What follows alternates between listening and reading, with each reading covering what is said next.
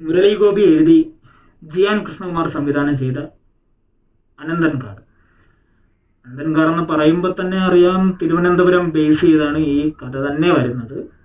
ഇതിൽ പിന്നെ ഒരു പൊളിറ്റിക്കൽ ആക്ഷൻ സിനിമ തന്നെയാണ്. മുരളി ഗോപി എഴുതിയ ഒരു പൊളിറ്റിക്കൽ സിനിമ എന്ന് വെച്ച് നോക്കുമ്പോൾ നമ്മൾ ലെഫ്റ്റ് റൈറ്റ് ലെഫ്റ്റും എമ്പുരാനും ഒക്കെ കണ്ടവർക്കറിയാം എങ്ങനെയായിരിക്കും ഊക്ക് കയറുന്നതെന്നുള്ളത്.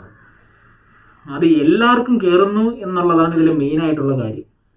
ഇതിൽ പിന്നെ ഡയറക്ഷൻ ജിയാൻ കൃഷ്ണകുമാർ ചെയ്ത വളരെ നല്ല രീതിയിൽ തന്നെ ഡയറക്റ്റ് ചെയ്തിട്ടുണ്ട്.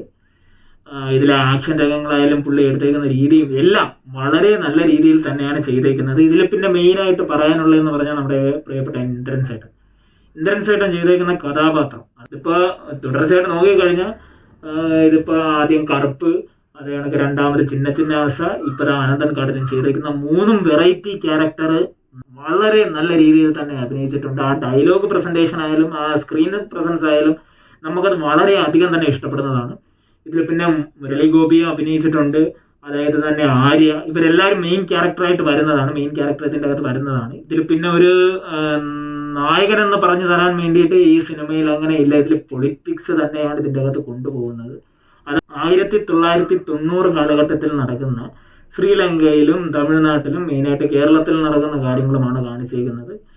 പാർട്ടിക്ക് വേണ്ടിയിട്ട് ഇറങ്ങുന്നതും പാർട്ടിക്ക് വേണ്ടിയിട്ട് പല കാര്യങ്ങൾ ചെയ്യുന്നതും അതിലവർ ചതിയിൽപ്പെടുന്നതും എല്ലാം ഈ സിനിമയിൽ തന്നെ കാണിച്ചിട്ടുണ്ട്.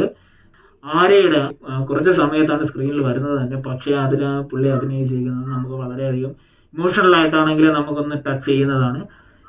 ഈ പടത്തിന്റെ ഫസ്റ്റ് ഹാഫ് വരെ ഈ പടം കൊണ്ടുപോകുന്ന ഒരു ലെവലുണ്ട്. അതായത് ആ ഇന്റർവെൽ ടൈം വരെ പടം ഒരു കയറ്റമാണ്. അങ്ങനെ കീർ പൊക്കോണ്ടിരിക്കുകയാണ് പടം എന്ന് പറഞ്ഞാൽ. അതുവരെ എത്തുന്നതെന്ന് പറഞ്ഞാൽ പീക്ക് ലെവലിലാണ് ആ ഇന്റർവെൽ ടൈമിലായാലും കൊണ്ടുവന്ന് നിർത്തുന്നത്.